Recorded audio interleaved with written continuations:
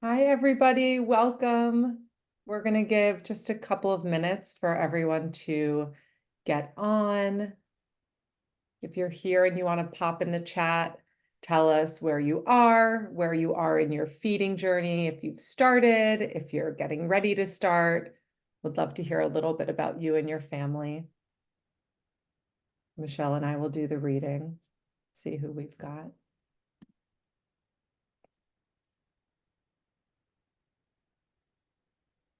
Maybe about one more minute, Michelle, you think, and then we'll get started? Yeah, sounds good to me.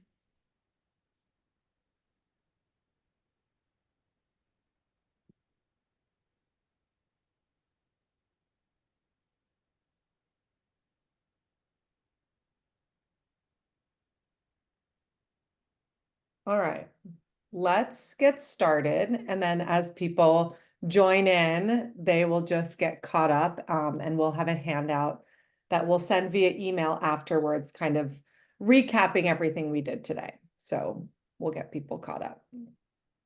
Well, welcome everyone. We're so glad you're here for this talk, Cooper and Little Spoon together in partnership on how to navigate food choice and child behavior for starting solids.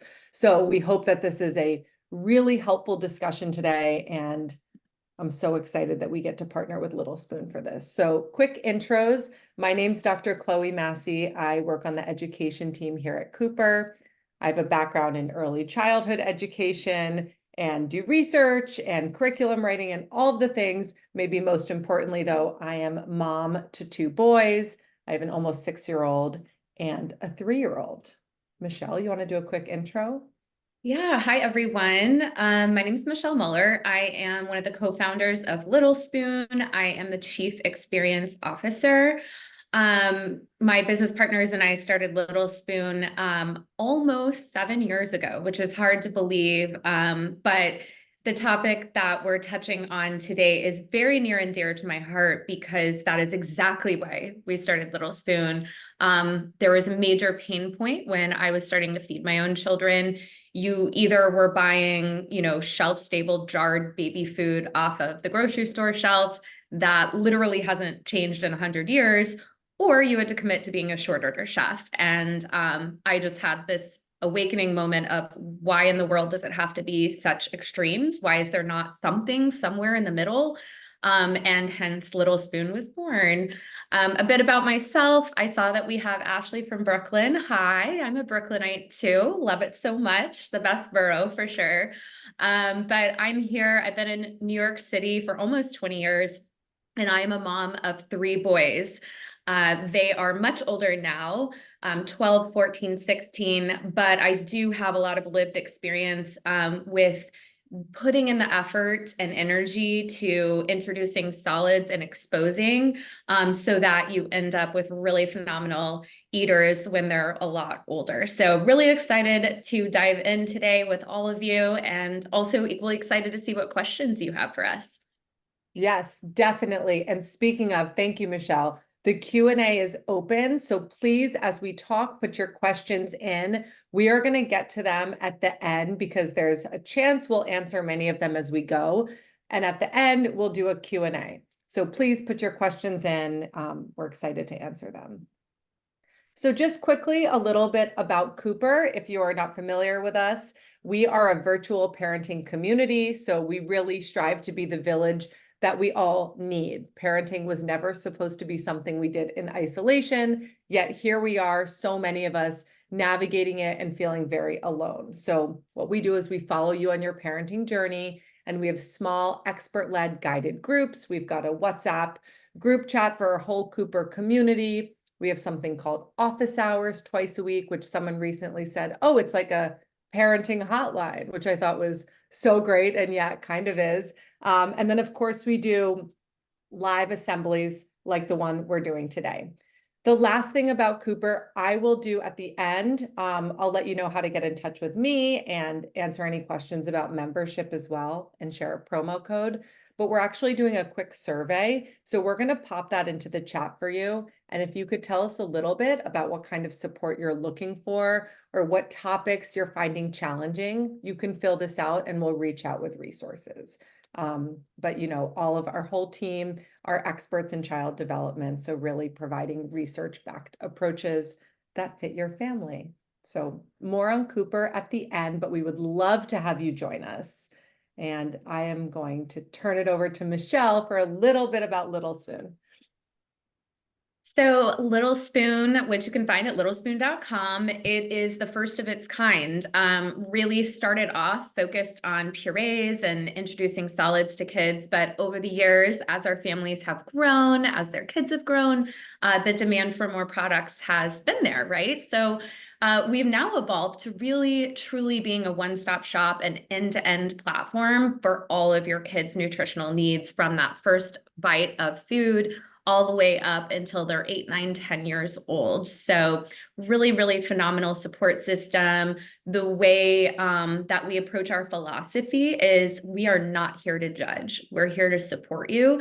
And we have a lot of different pathways and products available to meet your needs based on what works best for your family. I personally am a huge believer that mom's intuition is usually spot on. And so chances are you have probably a gut feel about what makes sense for your family, whether that is a, puree introduction strategy, baby-led weaning, on-the-go food, sitting down to a table in a warm meal. But we really do have everything for every eating stage along the way. So we're here, and we'll share a really great promo with everybody towards the end of the call. Wonderful. Thank you, Michelle. Okay, so here's what today looks like. We are going to talk about the beginning of your feeding journey. I see that in the chat.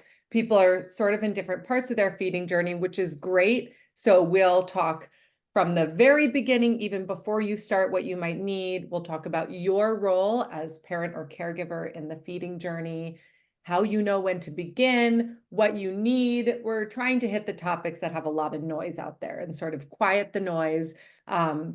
And give you what you need to start. We'll talk about the different approaches, so purees and baby-led weaning, a couple things to look out for once you start solids, and establishing good mealtime habits. And then we promise to end with time for questions. So let's get started. You have either already entered the solids phase. Some of you have multiple kids, so you've done it with one and you're like, I want to do this differently with my second or my third, right? So this is a new phase. And up until this point, your baby has been drinking breast milk or formula or a combination of both, right? Now, solids, and I'm sure Michelle and I even talked a little bit about this already, but this is one of those topics where there is a lot of noise. And as moms, I think we both can relate to feeling of mom guilt, which is well documented in the research, by the way. Is there a certain way I need to feed my baby? Is there a certain way I should feed my baby? I see someone on Instagram doing it that way. Does that mean I need to do it? So part of this journey is figuring out, okay, what works for your family? And I love what you said earlier, Michelle, like this whole experience is about exploration for your baby and you getting to know them as an eater. So it's really not about right and wrong. And the other important thing about starting solids is that they're not going to be relying on solids for most of their nutrition until after they're 1 year old. So even more so, I hope that convinces you that this beginning stage is about exploration. Now, oh, go ahead, Michelle. I was just going to say, I'm so thrilled that you are coming out of the gate with this concept. If there is one key piece of information that I hope everyone here today takes away from them or with them, it's that food before 1 is just for fun. I think it's really easy to get hung up on fruits versus vegetables, or how green is the vegetable? What do I combine? And we'll dig into some of those details later. But the one thing that is almost liberating about this process is this is just about exposure and exploration. It should be fun. This should not be stress inducing. And, like Chloe just said, all of their nutrition, vitamins, minerals, everything is coming from breast milk or formula. So whether you feed them a pureed apple or softened chunks of sweet potato, I promise you it's not going to dramatically impact their nutrition. It's more about the quality that you're exposing. So you want to make sure that the flavors are there, the colors are bright, the incorporating texture, all of those good things. But this really should be fun and it should be exploratory. So please, please, please write that down. Do what you have to do to remember it. It can get stressful at times, but if you just kind of go back to that idea, I think it'll be a bit more relaxing. I love that. And Michelle, I feel like this, I so relate to this as a parent who went through this too. It's almost, someone said in the chat, like, thank you. Nobody has said this to me. And it's true, right? Like permission to try and enjoy this experience and make it more about a time for you and your baby to connect and bond and a sensory experience for them than pressure to fill their meals with a certain kind of food and do it the way you feel like you should. So let's continue, depending on where you are in your journey, around 4 months, pediatricians give the go ahead to start your feeding journey. We're in a minute on the next slide going to talk about what those readiness signs are, right? But this beginning time, as Michelle said, is really about exploration. Okay. Now, success in the solids journey is not measured by how much you're feeding your baby or what they're eating from their plate. So you're going to focus on each other, right? Now, for some of us who really, I'm saying us, but it's definitely not me. For some of us that love to cook, maybe this is a chance that you do want to make purees and you really do enjoy that, right? But not all of us, okay? So you're going to be there next to them. They're going to learn to swallow through just continued practice and exposure, how to use utensils, how to work on their self-regulation skills. And what I mean by that is their ability to recognize their hunger and fullness cues, which is really important. We call that the interoceptive sense. We'll talk about what some of those classic fullness cues are, right? And then remember that trying new foods is a lifelong process, okay? And so right now is just an introduction, but it's not permanent. The other thing that I will say is that we have really compelling research on the importance of family meals and connection and conversation. And so what we know is that having a routine, which many of you with babies probably already know the importance of a sleep routine, for example, but routines and rituals and family meals help to build belonging.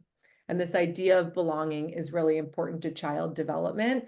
It's the idea that our kids know they're part of a unit, which can increase their confidence down the road and increase their self-esteem and their self-regulation. So family meals are just that, right? They're a routine, they're a ritual, and it might be at a different time each day, but you might do the same things. You pull their high chair up, you sit next to them, right? And as they get older, those family meals become a vehicle for conversation and connection, right? Speaking from experience myself, I vividly remember feeling a bit overwhelmed trying to carve out family mealtime when my boys were much smaller and, it was a baby, toddler, kindergartner, and, felt like I was herding cats. But I have to tell you that now, to this day, we sit down to dinner 5 nights a week, and having a preteen boy and 2 teenage boys, I have to tell you, there's something magical about putting food in front of them and they chit chat away with me. Whereas any other space, any other time of day, I cannot get 2 words out of those kids.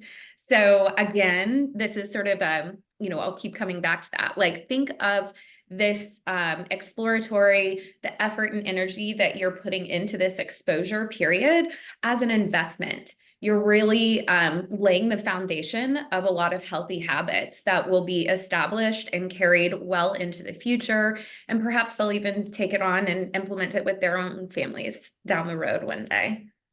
It's so nice to hear Michelle's experience as she's got older kids. I'm thinking, wow, at some point we will really be having these conversations, and it is so meaningful. And I just want to piggyback on what you said, Michelle, which is that, I mean, we get it. Obviously, as working moms, life is really, really busy. So take the pressure away on it. It always has to be dinner together. It always has to be breakfast together. If you can have 4 meals in a week as a family, right? It could be a snack. It could be breakfast. Fit it in where you can because it is really important. And these connections that we're talking about that you make with your child, you can get them in many other places, right? Some parents love a car ride with a kid who's, looking out the window and able to just connect in that way and talk. So mealtime is a great opportunity for that, which is why we mention it. Absolutely.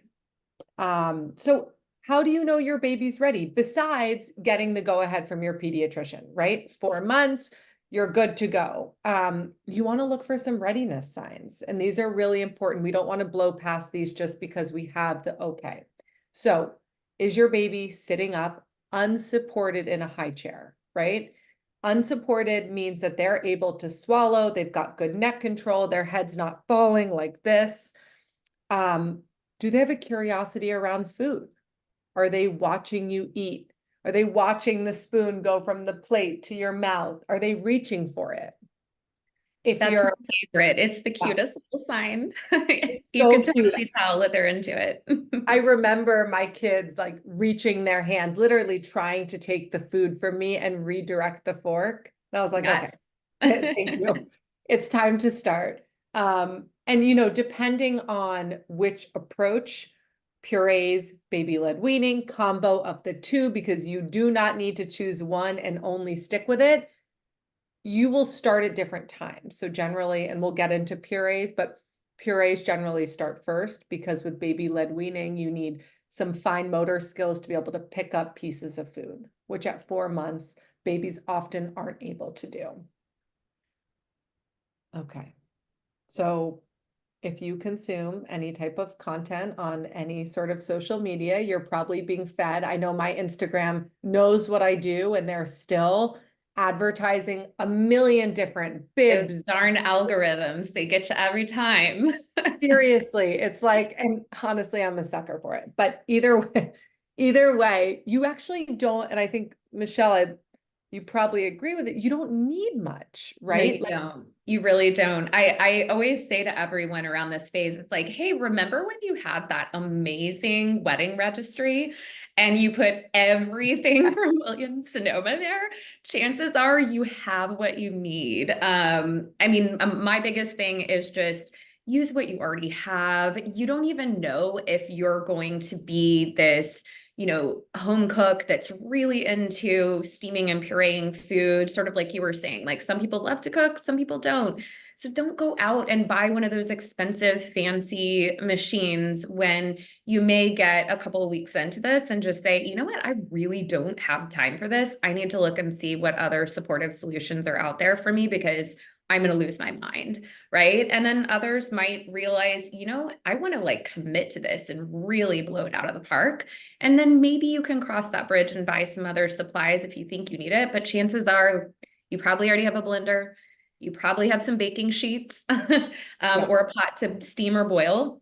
And you probably have a potato masher. And truly, that's really all you need.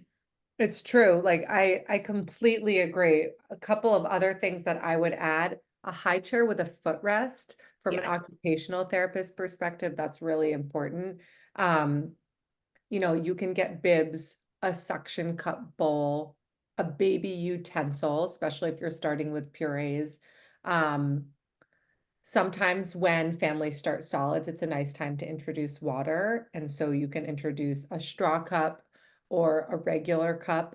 There are a million on the market. And believe it or not, babies have preferences. So I'm not going to go too far down that rabbit hole right now. And maybe my number one thing, starting solids can be very messy.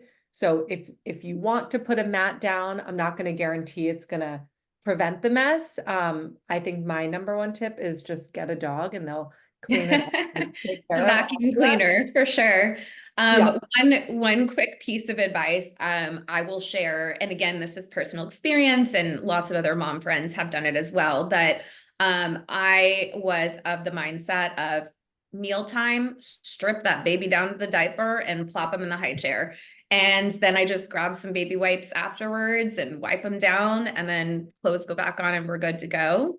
And the other thing I would recommend is before my children were able to manipulate and, spoon to mouth, feed themselves, I always gave them a spoon to hold on to during the meal. Number one, it keeps them from like slapping dishes around and all that, but then they can start over time using their motor skill development to start mimicking that, bowl spoon to mouth motion. So having that for the first couple of weeks, I found to be very, very helpful. Yeah. Yeah, I definitely agree with that. A big fan of feeding baby in just a diaper. And definitely, I agree with you, Michelle. Waiting, I was going to say this in a few slides anyway. Do not try and clean up mid-meal. Let the mess happen. It's a Yes. total sensory experience. So even though it's so hard as a parent to avoid wiping their face and wiping their hands, the mess is really part of it. Yeah, and I would also say that like it really is a very liberating moment when your child does learn to self-feed. And I will tell you this for sure, the sooner that you allow them to start playing with the spoon, and it's going to be messy, but I've seen it time and time again that when you allow them to start exploring, usually within 3 to 4 weeks, they've got it locked down. And it really is such a massive unlock for you at mealtime to not have to sit there and hand every single spoonful to them. Yeah. And so the sooner that you give them the liberty to play, like Chloe was saying, the better off you're going to be down the road.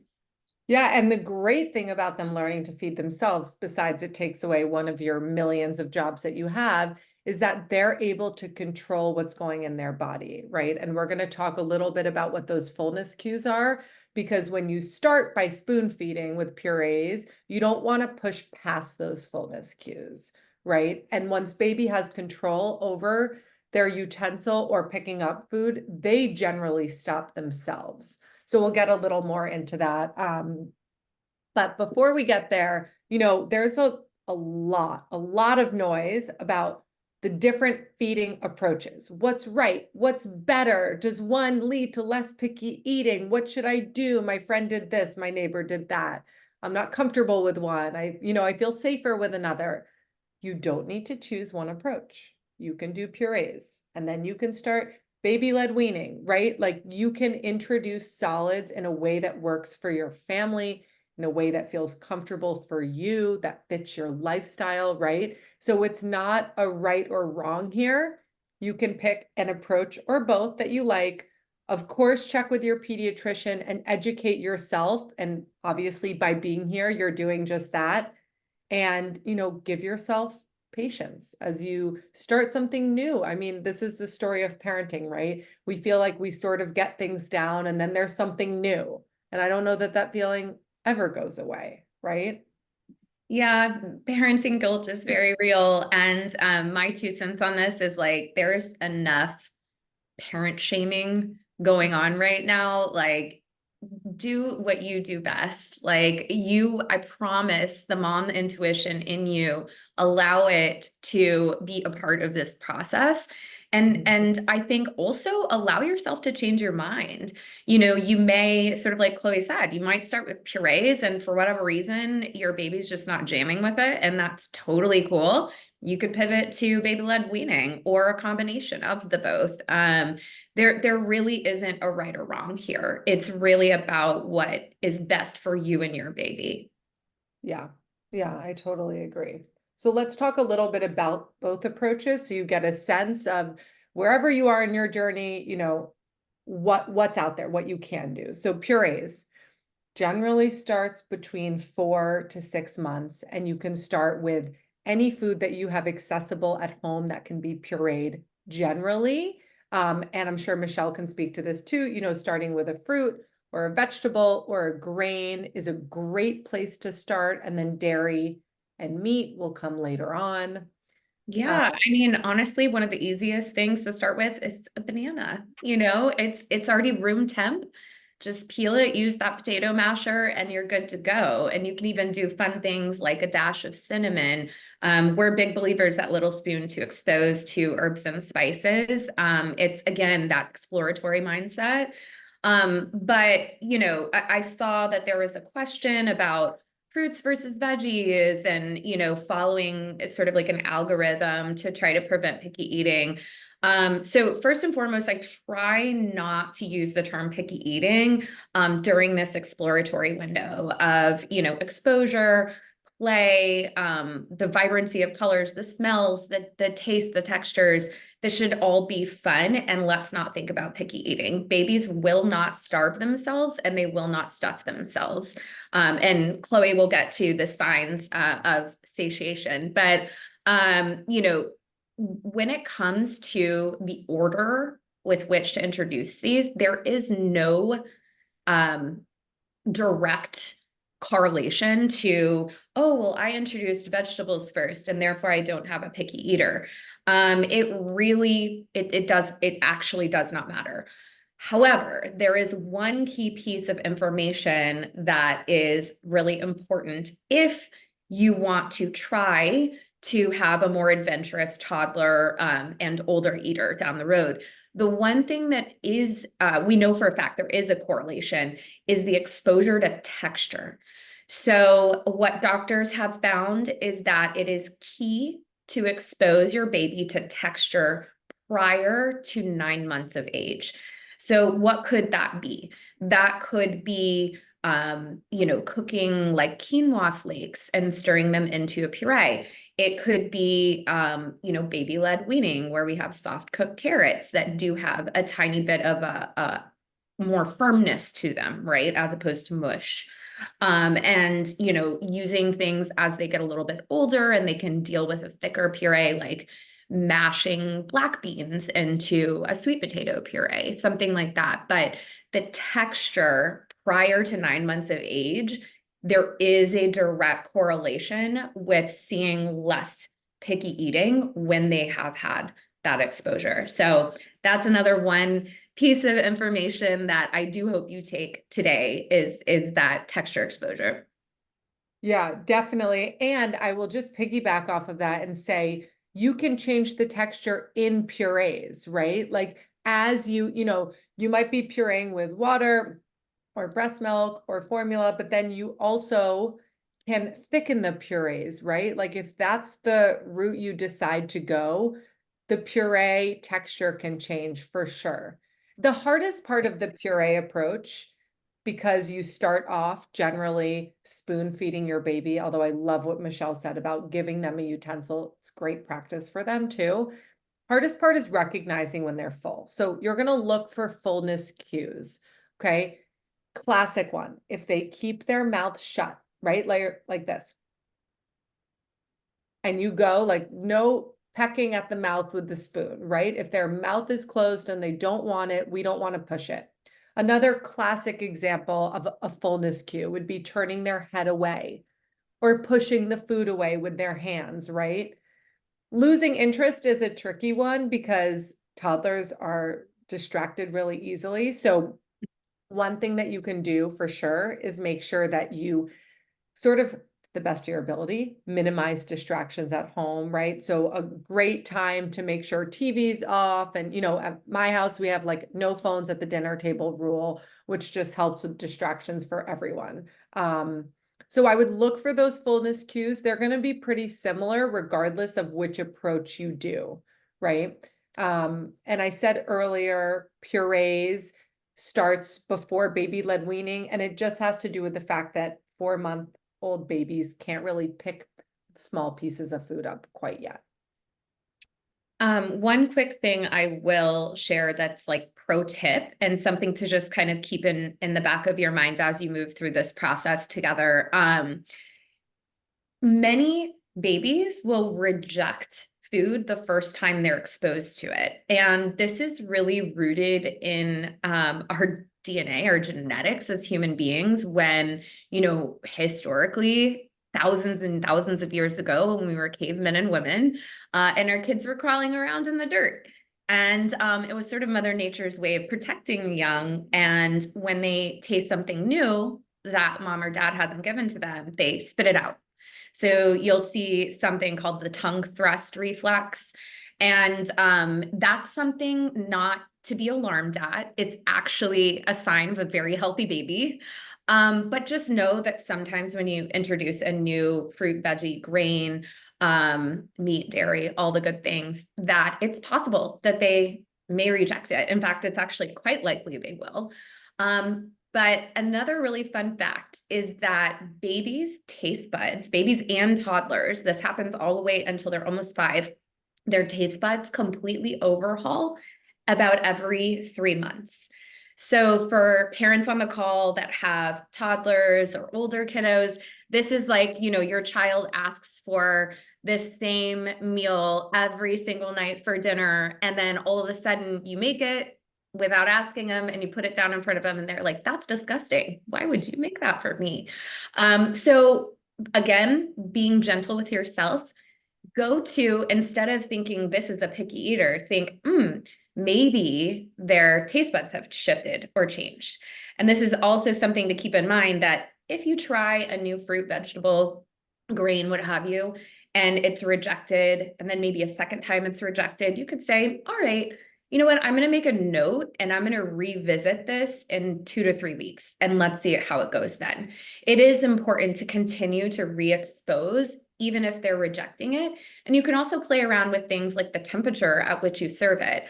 A very cold puree could be pretty shocking to a 5-month-old baby. So you can also try to warm it a little bit to room temp. Just always, whenever you warm up food for your baby, what I like to do is put a test serving right here on the inside of my wrist, or I'll even kind of put it on the inside of my own lip and just make sure it's not like, ooh, that's really hot. Just being extra careful there is always important. But sometimes kids really enjoy the warmer food, especially at the beginning of this journey, as opposed to something cold. Yeah, and actually that reminded me of one other important thing in terms of exposure to new foods. It can take up to 15 times for a baby to decide they like a certain food. I think as a parent, I still, with toddlers, this is the most frustrating thing in the world, but definitely continue to offer because it does take a lot of time. In terms of purees and how to do it, you're just going to go step by step. Follow your baby's lead. You'll notice that your baby might open their mouth slowly. They might open their mouth really quickly and show that they want more and they want it faster. So pay attention to their behavior with purees. You can still be very in tune with them, even if you're spoon feeding them. A little bit about baby-led weaning. So baby-led weaning generally starts a little bit later than purees. It can start around 6-ish months. Of course, every baby is different, right? You know your baby best. This approach is focused on self-feeding. So the baby is feeding themselves. And that's the goal, to get them to feed themselves at their own pace, the way that we as adults eat our food, right? We eat at our own pace.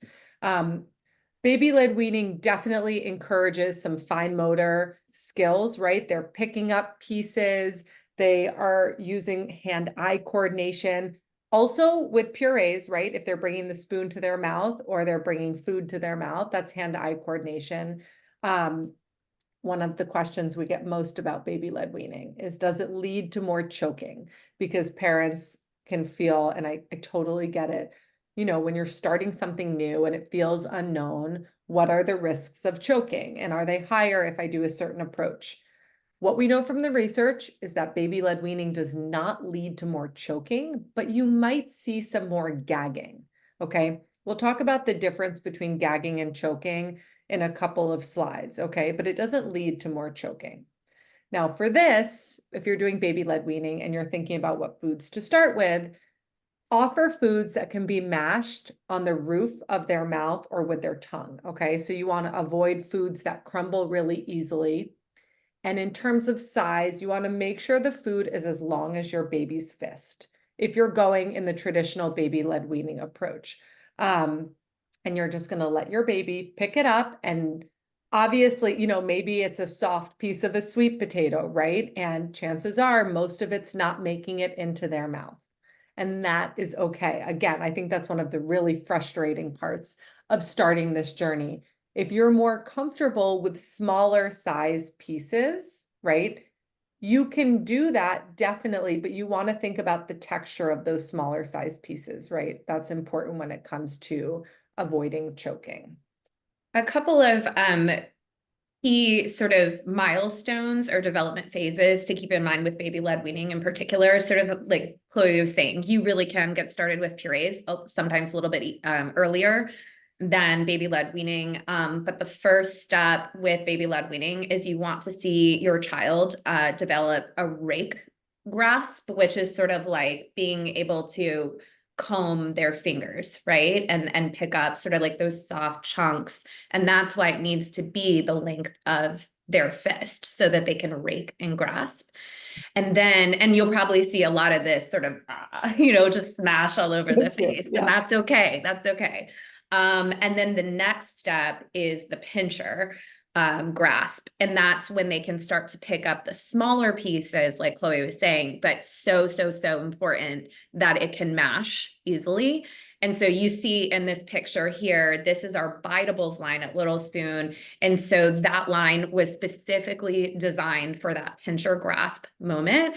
And so the majority of our families that opt to follow the journey through our biteables line, they started off at home doing that initial phase of baby-led weaning. So they might have like a roasted sweet potato or, a very ripe banana, and they can cut it into those like rake grasp type size bites for their kids.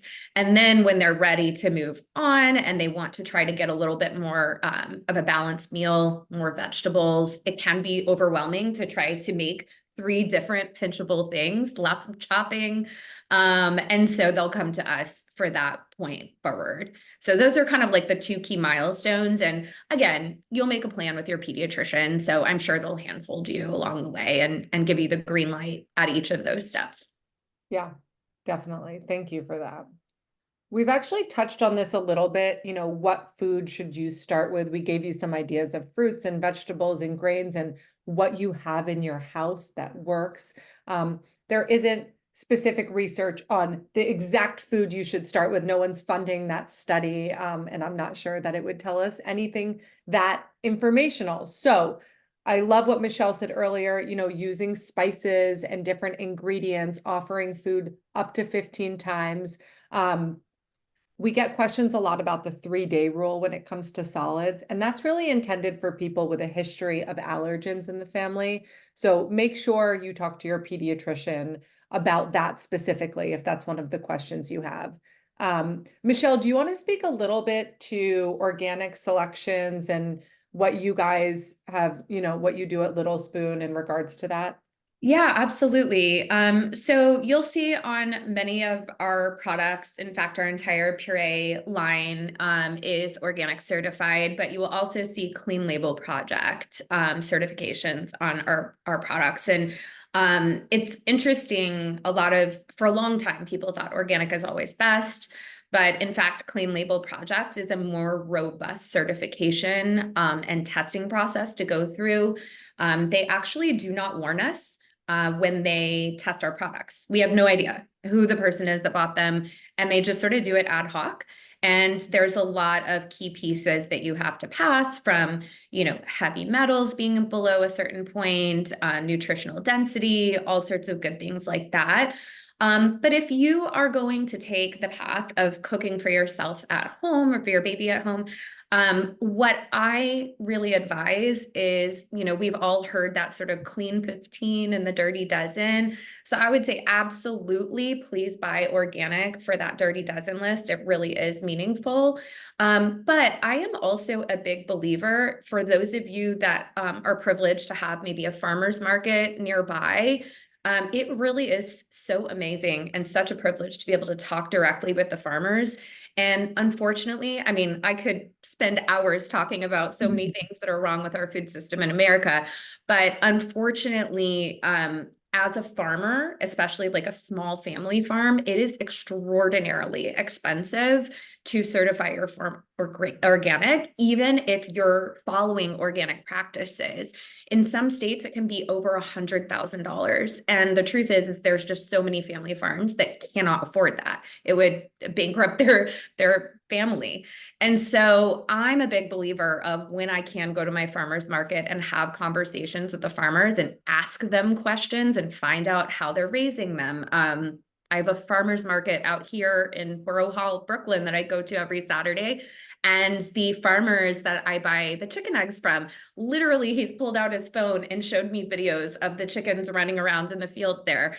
So, if you have the ability to get to know your local farmers and buy through them, I personally think the quality, the flavor, the color, everything is superior because you're buying with the seasons. And so, when something's being grown and harvested at that time of year, it is going to be way cheaper than buying something that's out of season. So I personally use kind of a combination of all of the above, but I would, if there is one key piece to invest in, it would be buying organic for that dirty dozen. But then knowing that the way that something is raised, especially things like chicken, eggs, fish, that sort of thing, it's really worth it to do the research and find a good, clean source. Yeah, thank you so much for that. I'm sure that's really helpful for all the parents because again, it is hard to know where to start. And you can definitely Google search the dirty dozen and a million results will come up. Let's talk a little bit about what to watch out for when you start. It sounds so mysterious, like what to watch out for, but just things to keep in mind as you start your solids journey. So choking, we've already talked a little bit about, but it doesn't matter what approach you do for starting solids. You're not going to see more choking from one, but you might see gagging, right? Now, gagging you might be familiar with because it can happen on the bottle or on the breast. It's a reflex, right? And it can help babies learn how to both manage and move food in their mouth. Okay, so likely you've seen it already. It's actually a really important part, though, of keeping your baby safe, and it forces whatever is in their mouth to come up. That being said, it can still feel scary. I get it. I feel this as a parent. If you are worried about choking and, the unknown, like what I would do if my kid choked, often the unknown is the scariest part. Look into an infant CPR class, infant choking techniques, and get specific guidance from your child's pediatrician. But a couple of other things, you want to make sure your baby's pulled up to the table and in that upright position that I talked about at the beginning of our talk. And you want to make sure you're watching your baby so you can respond quickly, right? So being at the table with them is important for all the things we talked about relating to family meals. Being off your phone is important for a million reasons, but you want to watch them, right? If you're watching them, you're going to see how they're handling the food. Okay. I'm a huge believer in facilitating independence for kids. And I think that's honestly, it's a theme that interweaves all throughout childhood. I love to use the term, we have to remember we're not raising children, we're actually raising future adults. So there's appropriate things you can be doing at every milestone to facilitate that.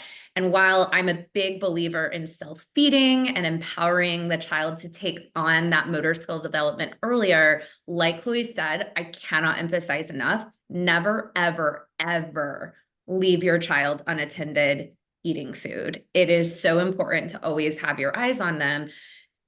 God forbid, knock on wood, I never had to experience any sort of choking scare with my boys, but it's just not worth the risk to be distracted by your phone, be watching something on TV, step away to go to the bathroom.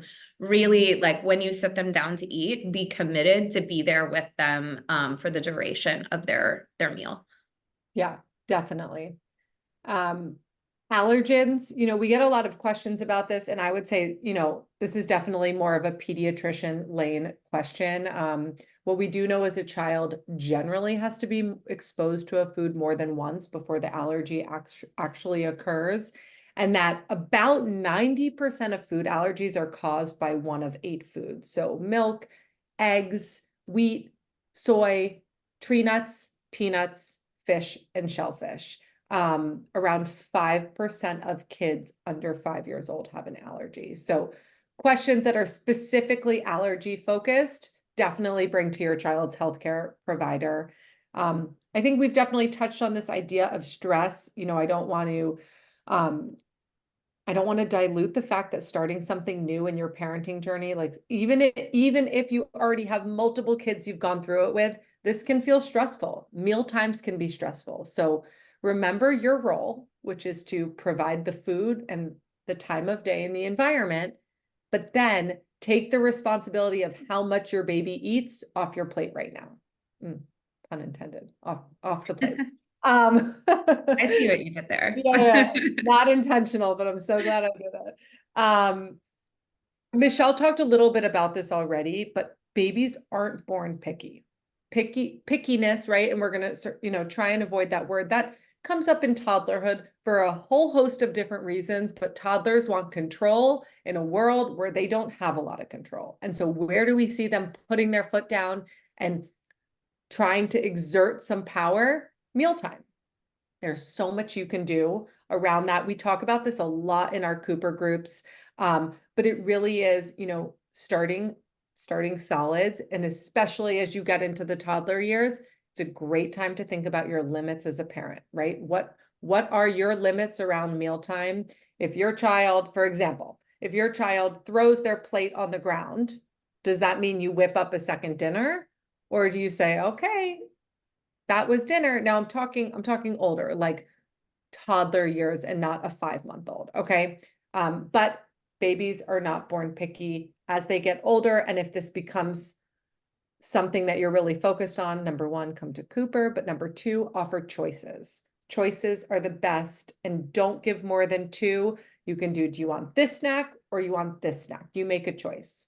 And that feels really good for our toddlers because they get an opportunity to decide. I love that you brought that up. Just the whole, pick eating really is something that's learned over time, and it really rears its head sort of more in the toddler years. Like, as soon as they learn that word, no, it feels like that's all you hear. Yep. But I love what you said, Chloe, about having your limitations already mapped out and your strategies. And I think that is such a key piece of this. And again, like we're talking right now more about this exploratory, like up to 12 months, but beyond, I think it's so, so, so important for you and your partner to have a chat about the what if. What if they start to throw a tantrum and refuse to eat their dinner? How are we going to approach this? And I can't emphasize enough just how helpful that is to have an aligned plan prior to the first time you see that. It will happen. I promise you. It will happen to you at some point. But having a united front with your partner and having sort of those strategies to pivot to in your back pocket, already ready to go, will really help you keep your cool, because this is never going to happen when you've slept 12 hours and you're super chill and relaxed because you just had a massage. Like this happens during the chaos of like Wednesday night at 7:30, your commute home was delayed by 30 minutes and you're scrambling, and now all of a sudden your kid is picky eater and doesn't want to eat what you had planned, right? It's always in these crazy intense moments. So if you have your plan and your strategy mapped out prior to that, you're going to probably be cool as a cucumber in the process.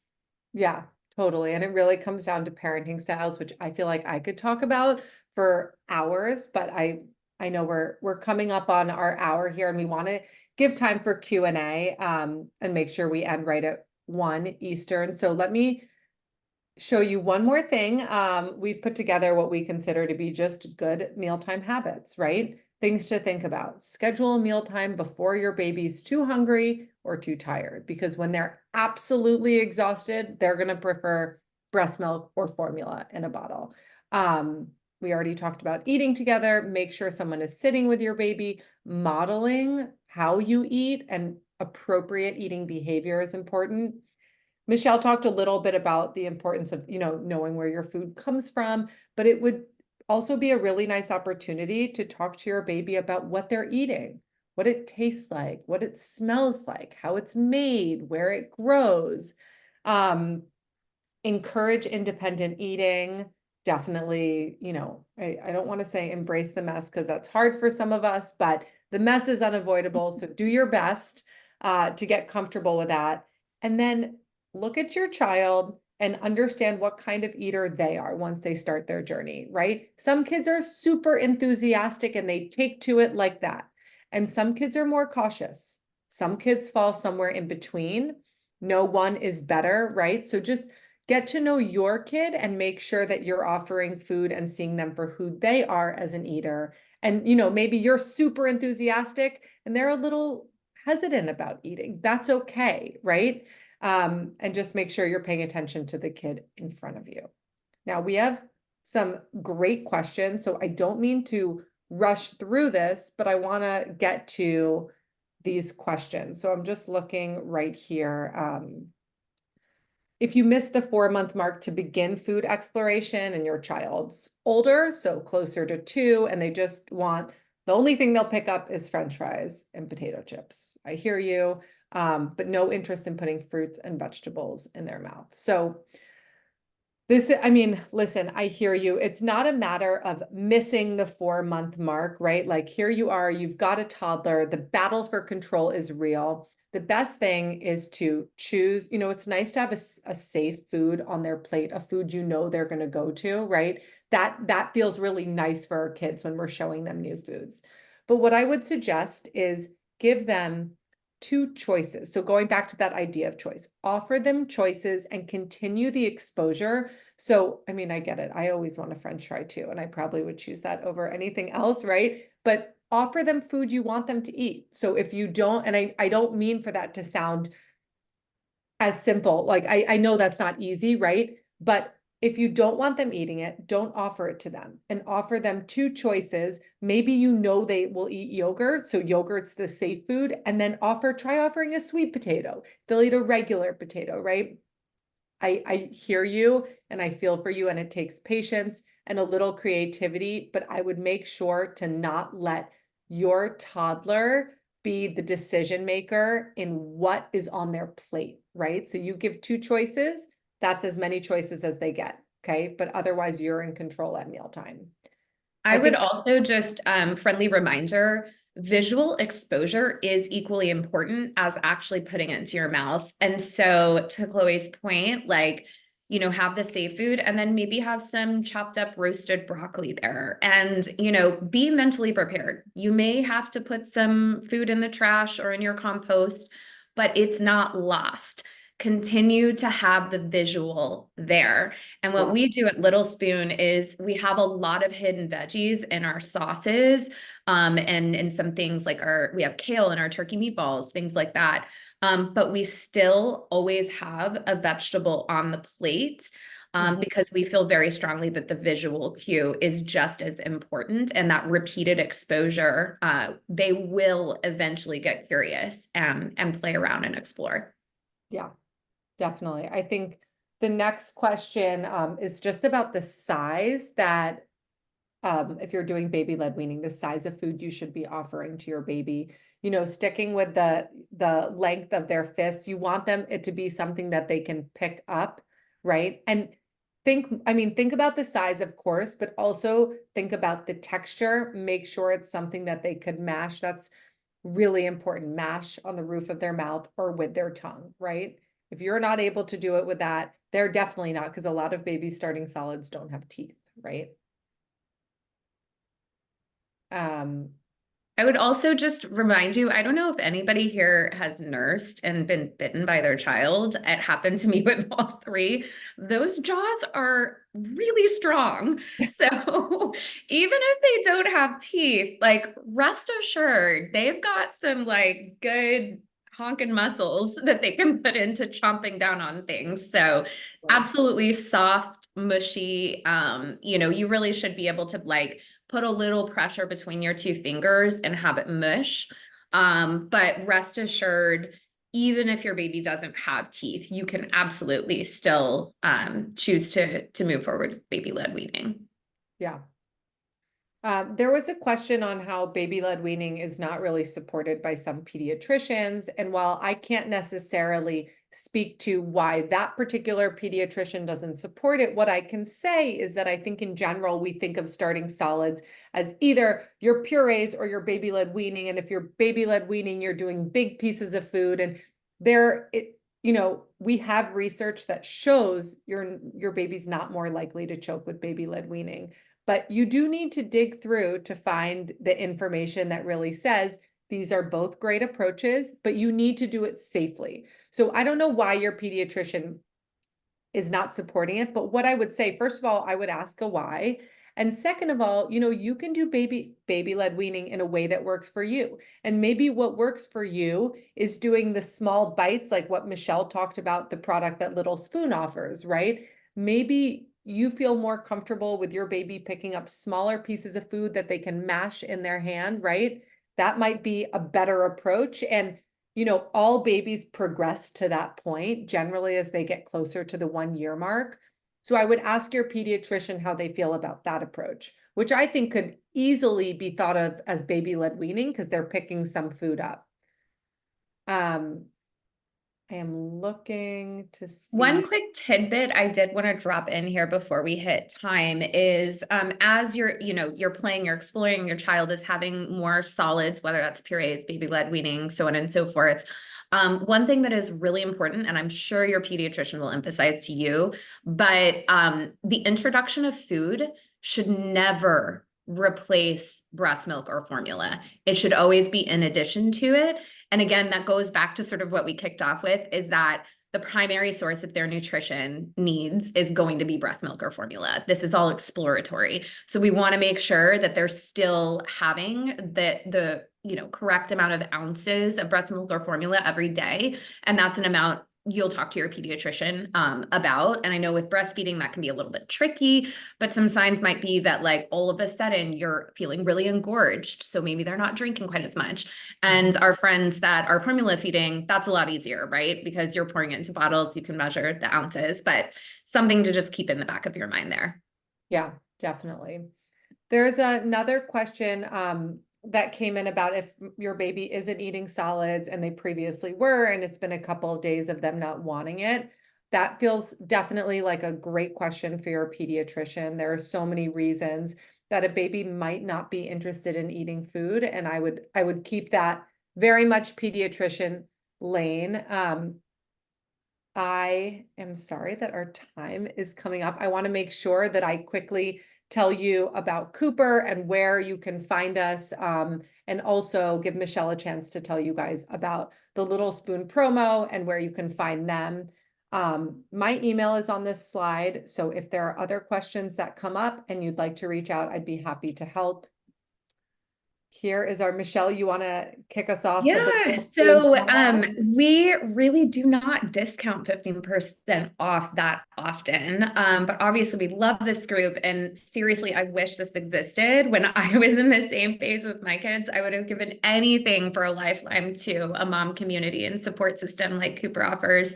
But it's all caps, Cooper 50. You can just enter it when you're checking out and it'll give you 50% off. Also, if anybody has anything specific about Little Spoon to ask me, you can shoot me an email at michelle@littlespoon.com. And for those of you who might want to order, but you're sort of hesitant on how to build a menu for your child and where they are developmentally, we have a care team available 7 days a week. They're all child nutrition certified. So it's very easy if you want to set up a one-on-one phone call to go over your needs and build that perfect menu for your child. We're always here for you. Love that. Thank you, Michelle. So amazing. Cooper, I know I told you guys about us at the beginning. We support you on your whole parenting journey, right? Starting even before newborn and going up to 11 years old right now. We would love, with plans to expand, we would love, love, love to have you.